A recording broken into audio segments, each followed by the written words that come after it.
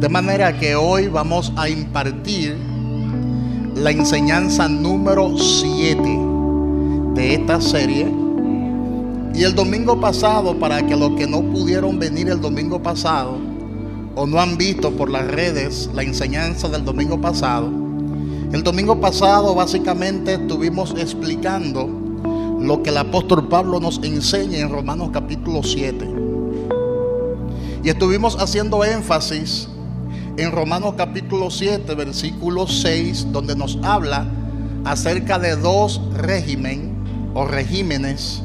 Uno es el espíritu de la ley y otro es el de la letra, el régimen de la letra.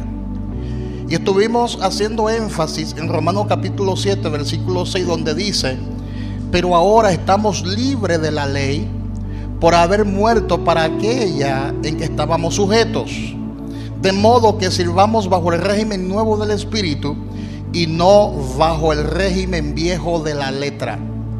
Y básicamente estuvimos explicando que existen dos regímenes: el nuevo del espíritu y el viejo de la letra. Sin embargo, también estuvimos explicando una analogía acerca de lo que es el matrimonio, donde el apóstol Pablo nos ilustra unas verdades aquí, la cual estuvimos explicando con lujo de detalle el domingo pasado. También el domingo pasado estuvimos explicando sobre lo que la Biblia plantea enfáticamente acerca de la relación de Dios con su pueblo. Por ejemplo, la palabra de Dios habla del esposo, el cual es Jesucristo, y habla de la esposa, la cual es la iglesia. De manera que en varios pasajes de las Escrituras, la palabra de Dios nos habla de esa relación que la iglesia tiene con Cristo y viceversa. Por ejemplo, en Efesios capítulo 5 habla de esa relación de Cristo el esposo con su iglesia, la cual es la esposa.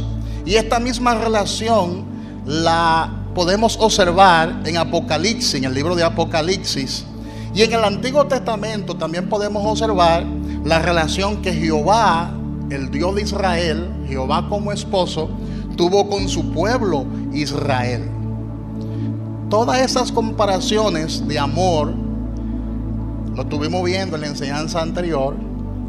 Y básicamente estuvimos desarrollando todo esto que le acabo de explicar de forma resumida.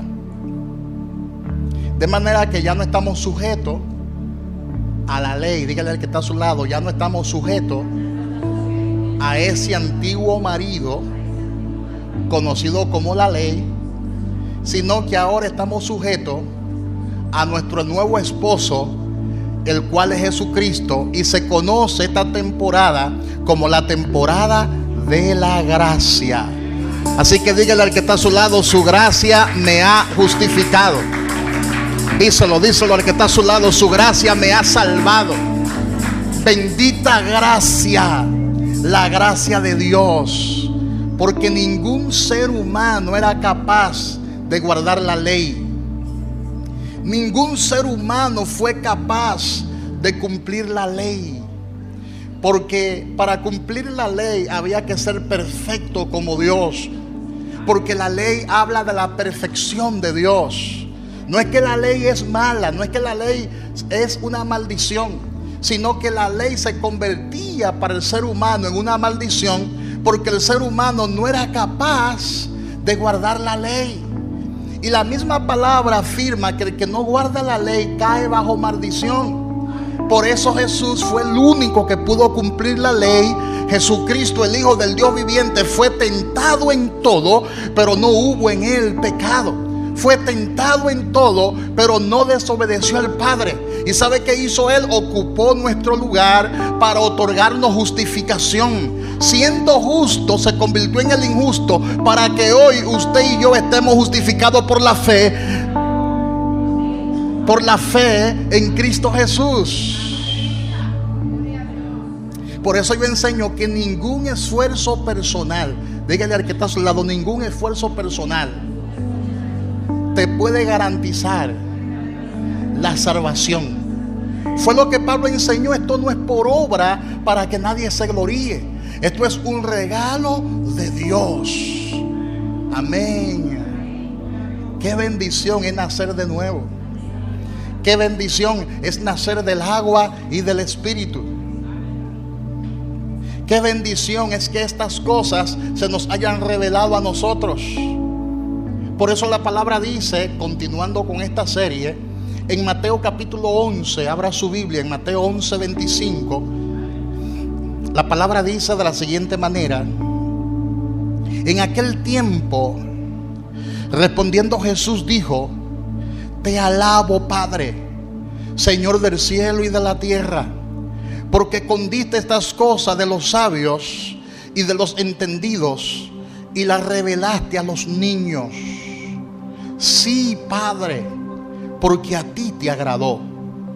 Todas las cosas me fueron entregadas por mi Padre, y nadie conoce al Hijo sino el Padre, ni al Padre conoce a alguno sino el Hijo, y aquel a quien el Hijo lo quiera revelar. Venid a mí todos los que están trabajados y cargados, y yo os haré descansar. Llevad mi yugo sobre vosotros y aprended de mí, que soy manso y humilde de corazón, y hallaréis descanso para vuestras almas, porque mi yugo es fácil y ligera mi carga. Diga conmigo: mi yugo, dijo Jesús, es fácil y ligera mi carga.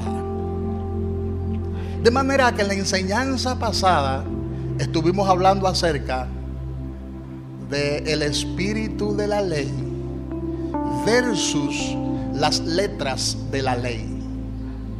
Y aquí hay un problema. Mira cuál es el problema de la letra de la ley. Y es que muchas personas dicen que hay que guardar los 10 mandamientos. Pero es que ningún hombre pudo jamás guardar los 10 mandamientos. Ningún hombre pudo guardar la ley. Ahora, cuando hablamos de la ley, no nos estamos refiriendo únicamente a los 10 mandamientos. Los 10 mandamientos formaban parte de la ley.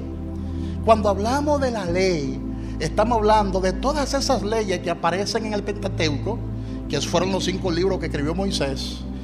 Leyes higiénicas, leyes ceremoniales, leyes de salud, leyes para la feliz convivencia. Y por supuesto, dentro de esas leyes estaban los 10 mandamientos. Y ningún hombre pudo a cabalidad mantenerse perfecto ante la ley, porque la ley era como un espejo que te mostraba tu condición, pero no resolvía el problema. Por eso el Antiguo Testamento habla de una figura que aparecía en forma de símbolo y en forma de sombra, la cual es Jesucristo. Por eso decimos que Cristo se escondía secretamente en el Antiguo Testamento. Aparecía como figura. Por ejemplo, la roca de la cual brotó agua simboliza a Cristo. Por eso cuando Moisés la golpeó 2 veces, esto le costó a Moisés la tierra prometida. Y la gente dice: pero ¿cómo es posible que Moisés, porque cogió ese pique y golpeó la roca 2 veces, eso le haya costado que entre a la tierra prometida? ¡Wow! ¡Qué exageración hay ahí! Lo que pasa es que en la Biblia hay un lenguaje profético, y al Moisés golpear la roca 2 veces, proféticamente estaba diciendo que Cristo tenía que morir 2 veces. Por eso le costó la tierra prometida, porque se desalineó del propósito de Dios, porque estaba pautado que Él muriera una sola vez y para siempre, no 2 veces. Entonces, en el Antiguo Testamento, la figura de Jesús también aparece como un cordero santo, un cordero perfecto, un cordero sin contaminación, que era el cordero que se usaba para el sacrificio, donde el sumo sacerdote una vez al año ofrecía la sangre de ese cordero. Por eso cuando Juan el Bautista ve a Jesús antes de bautizarlo, lo señala proféticamente y dice: este es el Cordero de Dios, el que quita el pecado del mundo. Y sin derramamiento de sangre no hay remisión de pecado. Entonces el Cordero, que era Cristo, aparece como una sombra, como una figura en el Antiguo Testamento. Pero también está el tabernáculo, que era una figura de Cristo. ¿Cómo, pastor? Sí. El tabernáculo tenía una sola puerta de entrada. No tenía dos puertas, no tenía tres puertas, tenía un solo acceso de entrada. Pero el tabernáculo también tenía un solo camino. Pero también tenía una fuente de agua. En el lugar santo había una fuente de agua antes de entrar al lugar santísimo. Y esa fuente de agua representa la vida. Por eso Jesús dice en Juan 14: yo soy el camino, yo soy la verdad y yo soy la vida. Él estaba diciendo en ese momento proféticamente: yo soy el tabernáculo que levantó Moisés en el desierto.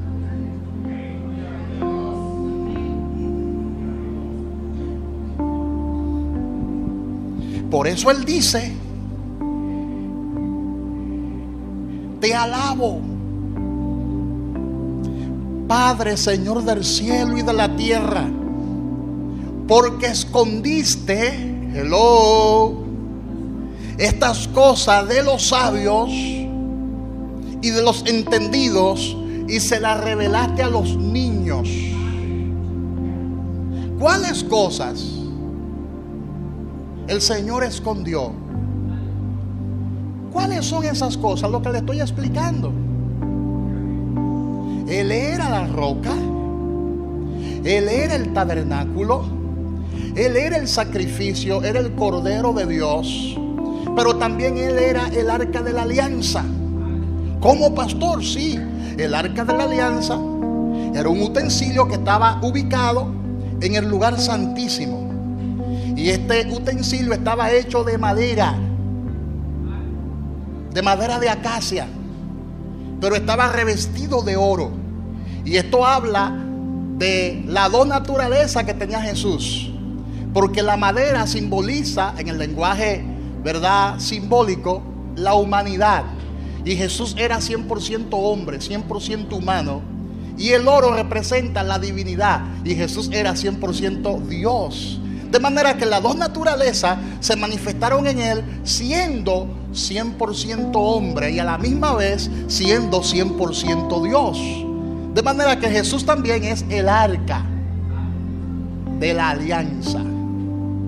Oh, pastor, pero también había un utensilio encima del arca que era de bronce. El bronce simboliza juicio, dando a entender que todo el juicio, todo el pecado de la humanidad cayó sobre Él, sobre Jesús.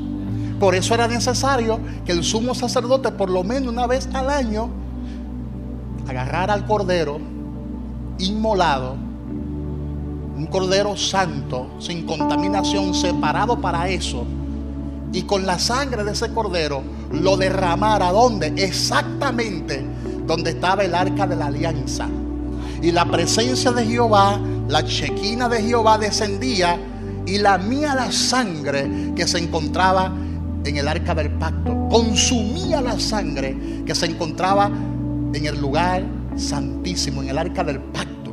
Y el sumo sacerdote, cuando observaba que el Padre Celestial había recibido la sangre y el sacrificio, comenzaba a danzar. Y el sumo sacerdote tenía unas campanitas en el borde de su vestidura, y cuando él comenzaba a danzar, esas campanitas comenzaban a sonar, y el pueblo que estaba afuera, porque no podía entrar a la presencia de Dios porque estaba en pecado, escuchaba desde afuera las campanitas y comenzaba a adorar a Dios, porque eso significaba un año más de perdón.